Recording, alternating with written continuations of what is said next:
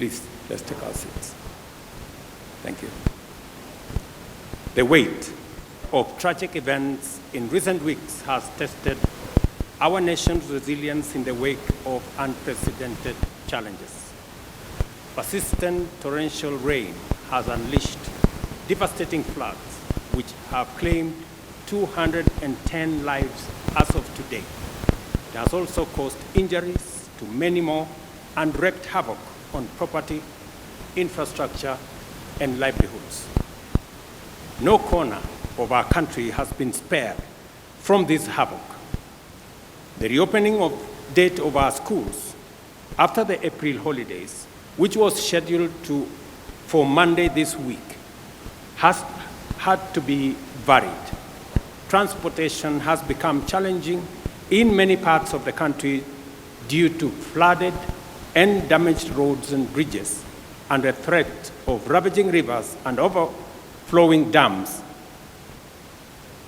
in downstream regions is immense. Water volumes in the Seven Forks Hydroelectric Power Dam have hit historic highs, with Masinga and Kiambere dams already spilling over through the managed spillways and threatening to overflow into neighboring settlements and causing devastation downstream in Garissa and Tana River counties. Sadly, we have not seen the last of this perilous period, as the situation is expected to escalate. Meteorological reports paint a dire picture. The rains will persist, increasing both in duration and intensity for the rest of this month and possibly after. The Meteorological Department and the IGAD Climate Prediction Application Center have issued a stark warning. Kenya may face its first ever cyclone. This cyclone, named Hidaya, could hit any time and is predicted to cause torrential rain, strong winds, and powerful and dangerous waves, which could potentially disrupt marine activities in the Indian Ocean and settlement along the Kenyan coast. Our country must act decisively and swiftly to mitigate the devastating impacts of the present crisis and protect life and property.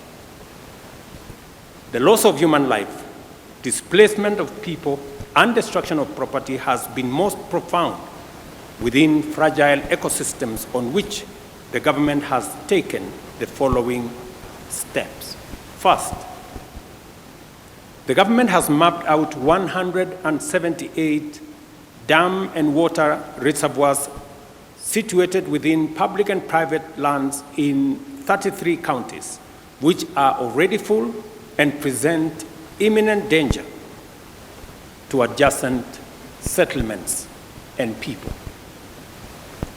Second, areas prone to landslides and mudslides in various counties have been identified as high-risk areas from which the adjacent settlements have to be evacuated. Third, relocation notices have been issued to all persons living in unplanned settlements within riparian reserves along rivers, streams, and other water courses. Acknowledging the gravity of this unfolding situation, the Cabinet has met 3 times over the last 10 days to provide leadership on a whole-of-government response to this crisis. To support disaster response and mitigation efforts across the country, the Treasury has been directed to provide adequate resources and work with other development partners to provide for the purchase and supply of food, medical, and other non-food items. County security committees are directed to determine on a case-by-case basis the radius that shall constitute the scope of the area subject to evacuation and mandatory relocation that has already been pronounced. The county security committees are further directed to continuously monitor other dams and water reservoirs across the country that may not be presenting a risk now, but could do so in the event of further precipitation. The Kenya Defence Forces and the National Police are directed to deploy resources, personnel, and equipment for carrying out coordinated public safety and risk mitigation operations in as many parts of the country as they have installations. Security agencies are further directed to enlist the support of the National Youth Service and work with the national government administration officers to respond to this emergency, including ensuring timely, orderly, and human evacuation of all persons at risk. Cabinet secretaries will spearhead disaster response and mitigation efforts across the country, and to this end, ministries, departments, and agencies are directed to work closely with the National Disaster Operations Center and security agencies to ensure the whole of government approach to the management of the prevailing crisis. The government, working with stakeholders, has put in place adequate measures to provide temporary shelter, as well as food and non-food essential supplies. The ministry responsible for special programs is directed to work with development partners and relevant humanitarian organizations to mobilize adequate food and non-food supplies to support all affected persons in every part of the country. The Ministry of Agriculture and Livestock Development, through the National Cereals and Produce Board, is directed to make available food supplies in government stores to support this effort. The Ministry of Health is directed to work with development partners, including the World Health Organization, AMREF, Red Cross, UNHCR, World Food Programme, and other relevant humanitarian agencies to mobilize resources and logistical support to avail essential drugs, food, and other medical supplies to those affected. The Ministry of Interior is directed to coordinate the relocation and evacuation of the affected members of the public, identification of sites for temporary shelter for displaced persons, and supervise the overall support program. The Ministry of Education is directed to postpone the dates of reopening of all schools in the country for the second term until further notice. Members of Parliament are requested to reorganize the CDF allocations to prioritize reconstruction of school infrastructure that has been damaged as a result of the floods ravaging the country. As the national government plays its role in dealing with the current situation, I request and urge county governments, development partners, and private sector to join in these efforts and provide support as, where, and when they can. In Nairobi, settlements in riparian reserves have complicated the response efforts and compounded and aggravated the risk to human life, safety, and property destruction. The Ministry of Interior is hereby directed to enforce the relocation notices issued earlier upon their expiry at 6:30 p.m. today.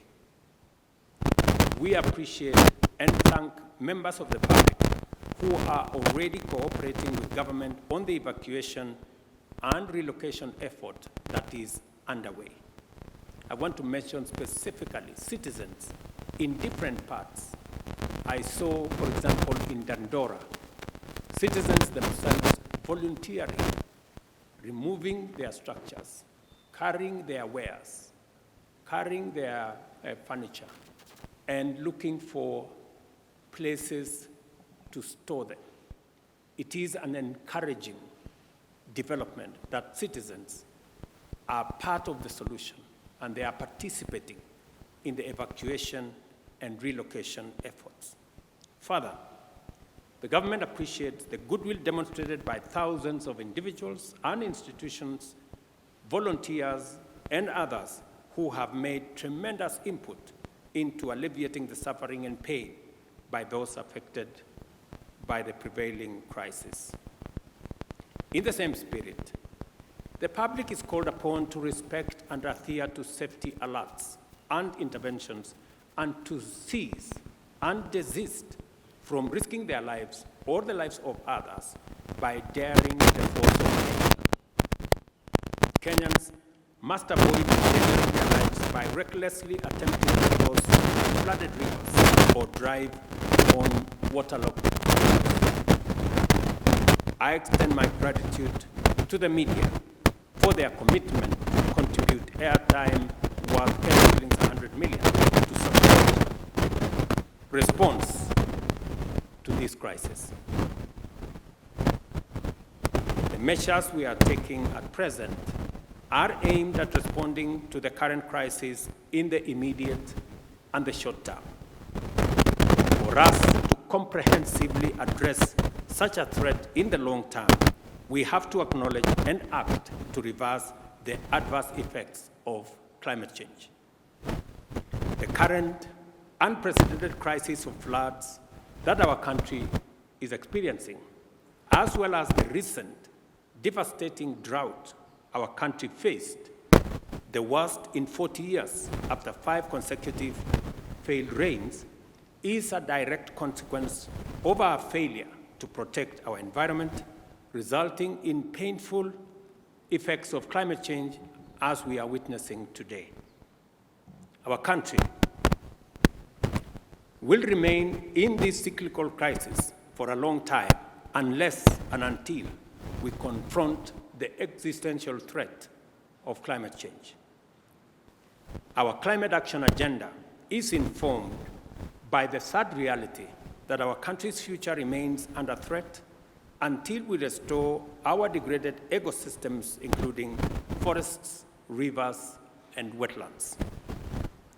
We must therefore remain committed to confront this existential challenge and do it head-on.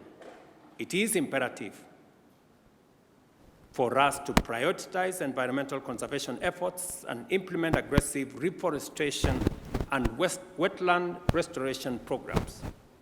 Scientific evidence indicates that restoring our natural habitats is our best defense against escalating weather extremes. To this end, I urge you, fellow citizens, to sustain and intensify your positive response to the ecosystem restoration agenda, which aims to grow 15 billion nationwide within the next 10 years. This year's program on climate action agenda will be made public in the coming days. The Ministry of Environment and Climate Change and Forestry is hereby directed to immediately expedite the implementation of the Ecosystem Restoration Program and work with all ministries, departments, and agencies and other stakeholders to provide a whole of government, whole of society, whole of nation program. In the face of daunting challenges, immense threats, and unprecedented hazards, our nation has never faltered. The people of Kenya always stand with one another and work together to overcome adversity. We are called upon once again to join hands in this critical juncture and support each other until this season passes, and afterwards, in all endeavors to secure a sustainable future for generations to come. Together, we will win the war against climate change, and also we will build a resilient nation. Thank you very much. God bless you, and God bless our great nation, Kenya. Asanteni sana.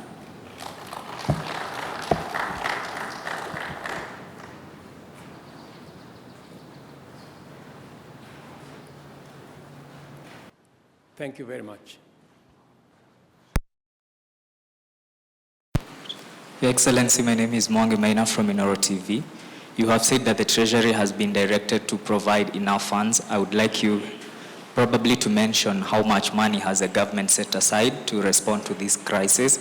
Again, you have asked the county governments to work in collaboration with the Ministry of Interior. We have seen some counties have already started setting aside money to respond to this crisis. So how will the national government and the county government work hand in hand to ensure that there is a seamless response? Thank you.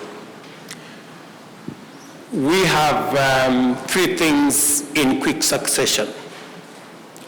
Treasury has been mobilized to, number one, prioritize disbursements to counties to make sure that counties have the necessary resources to deploy intervention to manage this crisis. Number two, we have also directed Treasury to provide resources to our NGCDF and members of parliament to prioritize the reconstruction of school infrastructure that has been destroyed by the floods. Number three, we have also directed the Treasury, working with the Ministry of Roads and Infrastructure and our military, to provide resources for roads, bridges, and other travel infrastructure that has been destroyed by the roads, by the floods. And we have asked Treasury to work with the resources they have, engage with development partners, and we are also encouraging the private sector to step forward. In fact, private sector persons, individuals, and organizations who wish to contribute to this national effort, the Office of the Deputy President will coordinate that effort, and additional information on how citizens, private sector individuals, private sector institutions can participate in this exercise will be issued by the Office of the Deputy President.